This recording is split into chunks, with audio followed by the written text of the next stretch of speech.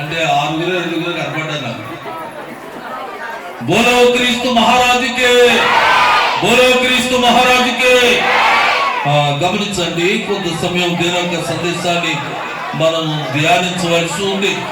ఎందుకంటే 2024 సంవత్సరములో, ఈ తరములో, ఈ కాలములో మనమంతా జీవిస్తూ ఉన్నాం. ఎవరు జీవిస్తున్నారు? మనమంతా జీవిస్తూ ఉన్నాం. 2000 సంవత్సరాల క్రితం యేసుని ఆరాధించడానికి వచ్చిన వారిలో జ్ఞానులు జీవిస్తూ ఉన్నారు, గొర్రెల కాపరులు జీవిస్తూ ఉన్నారు. కనుక ఆ విధమైన కాలంలో ఉండేటువంటి ప్రజలంతా యేసుని ఆరాధించడానికి వచ్చారు. యేసుని ఆరాధించడం వల్ల కలిగే మొప్పు ఏంటి అని అంటే నిత్య జీవం. కూర్చోండి, ఒక్క నిమిషం నిశ్శబ్దంగా ఉండాలి. వెనకాల లైట్లు కట్టేసి, వెనకాల 3 లైట్లు వేయమ్మా. తన దగ్గర ఉన్నవాడు 3 చిచ్చులు వేయండి.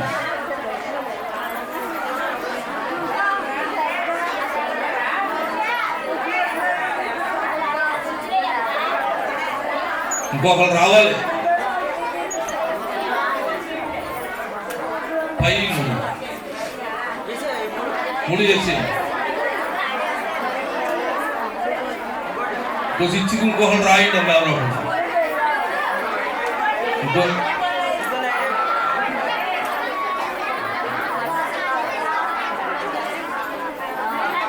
ఇంకో పైన ఇంకో స్విచ్ ఉంది, మరొక లేచేయండి.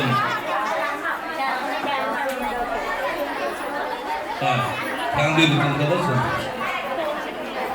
అంటే మనం ఈ 2024లో కూడా ఉన్నా సరే కరెంట్ స్విచ్ చేయడం రాని పరిస్థితిలోకి వెళ్ళిపోయాం. రెండవది, క్రీస్తుని మనం ఏ విధంగా తెలుసుకోవాలంటే రోమిలకు రాసిన పత్రికలో 8వ అధ్యాయం 3వ వచనం.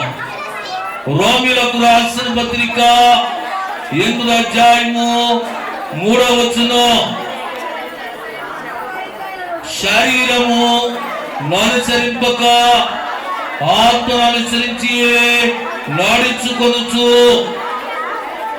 మన యందు ధర్మశాస్త్ర సంబంధమైన నీతి విధిని నెరవేర్చబడవలెనని పాప పరిహారం నిమిత్తము దేవుడు తన సొంత కుమారుని పాప శరీరాకారముతో పంపి ఆయన శరీరమందు పాపమునకు శిక్ష విధించెను. గమనించండి, ఎందుకంటే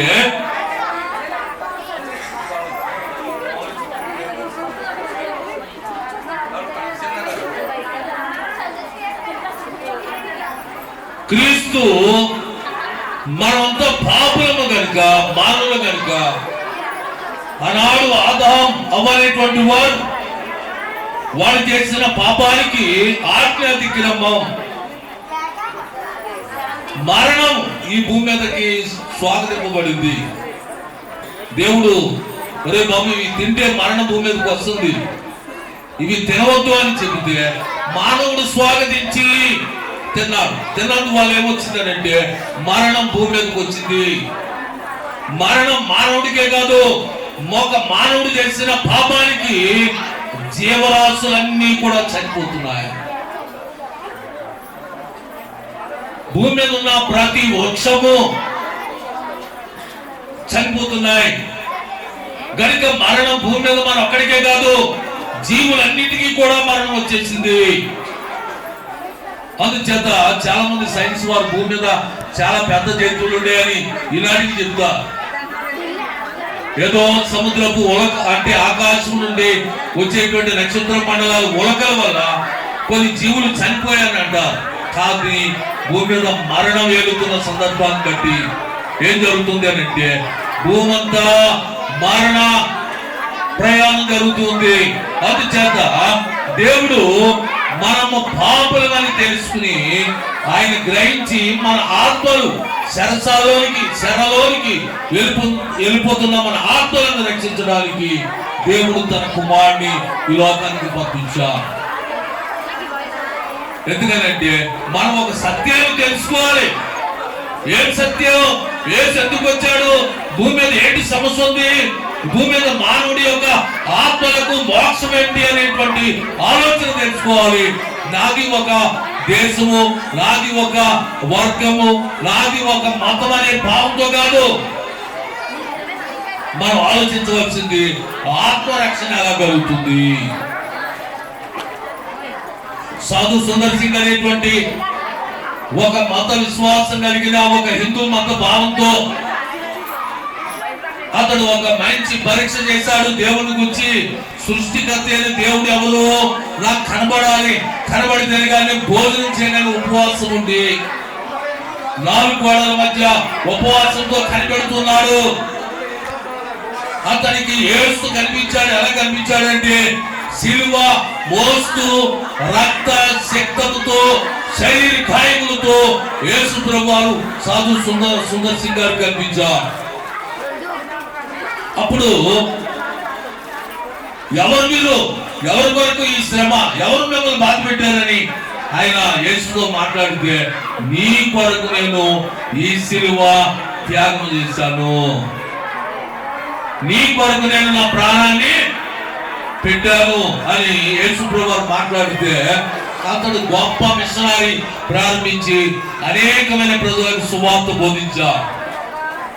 గదరాశీలక ప్రదేశంలో శానా అనేటువంటి దేవులు పట్టుకున్నవాడు యేసు అతని మీద కనికరపడినప్పుడు, ఆ వ్యక్తిని బాగు చేసినప్పుడు ఆ వ్యక్తి యేసు పాదాల దగ్గర కూకుని నేను నీతోనే వస్తాను, నిన్ను విడిచి వెళ్ళను అని మాట్లాడాడు.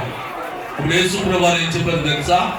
నువ్వు నాతో రావడం కాదు, నా వలన నువ్వు ఏమైతే పొందావో అది లోకానికి చెప్పు, నీ కుటుంబానికి చెప్పు సువార్త అని తన ఇంటికి పంపించా. అతను గెదరేసిలో ఒక ప్రదేశం అంతటా సువార్త వ్యాప్తి చేశాడు అన్నమాట. గమనించండి, యేసు వల్ల మనం ఏం పొందుకోబోతున్నానంటే ఒక కారు, ఒక మోటార్ సైకిల్, ఒక పెద్ద డూప్లెక్స్ బిల్డింగ్ కోసం కాదు. యేసు కొరకు మనం పొందుకునేది శాశ్వతమైనది, నిత్య జీవం. యేసు కొరకు మనం పొందుకునేది ఏమిటంటే శాశ్వతమైనది, డబ్బులు పెడితే కొనేది కాదు. నిత్య జీవం షాపింగ్ మాల్ లో దొరికేది కాదు, నిత్య జీవం యేసు సహవాసంలో దొరికేది. కనుక మన సమయాన్ని వెచ్చించాలి. ఎవరికి వెచ్చించాలి? మన సమయాన్ని దేవునికి సమర్పించాలి. దేవుని సన్నిధిలో దేవుని ఆరాధించాలి. దేవుని ఆరాధిస్తే ఏం జరుగుతుందంటే అనిత్య జీవాన్ని మనం పొందుకోగలుగుతాం. లోకంలో ఉంటే లోకం అంతా మరణ ప్రయాణంలో ఉంది. వాడి యాత్రను ముగించుకుని వెళ్ళిపోతున్నారు. కానీ ప్రయోజనం లేని సందర్భం, ఎక్కడ వెళ్తున్నారో తెలీదు. అనేకమైన ఆత్మలు నశించిపోతున్నాయి. కనుక నశించిపోతున్న ఆత్మలు ఎక్కడికి వెళ్ళాలి అంటే క్రీస్తుని సన్నిధికి రావాలన్నమాట, నడిపించాలి. మనం పూర్వం నేను కూడా ఈ ప్రాంతంలో ఎక్కడ నిలబడితే హేళన చేసేవాడిని. వాళ్ళు ఇంగ్లీష్ లో తెలుగులో బోధించేటువంటి బోధని నేను ఎగతాళి చేసేవాడిని.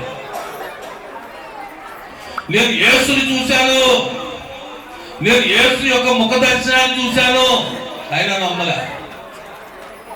యేసుని పరీక్ష పెట్టాను. ఏ పరీక్ష చేస్తే ఈ పరీక్షలో ఒక పరీక్ష కాదు, ఒక దినం కాదు, సంవత్సరం పాటు ఆయన ఇంకా పరీక్ష పెట్టాను. 1 సంవత్సరం కాదు, 2-3 సంవత్సరాలు కూడా ఆయన పరీక్ష పెట్టాను, క్రియల్లో పరీక్ష పెట్టాను. దేవుడు దర్శనం చూపించేవాడు, నేను ఇలా చేయబోతున్నానని. అట్లాగా దేవుని కార్యం జరుగుతూ ఉండేది. అయినా దేవుడు ఏం చేశాడనంటే, నా జీవితంలో ఏం చేశాడనంటే, దేవుడు ఆయన సృష్టికర్త, మరణాన్ని విడిపించగలడు, మరణాన్ని తీసుకురాగలడు.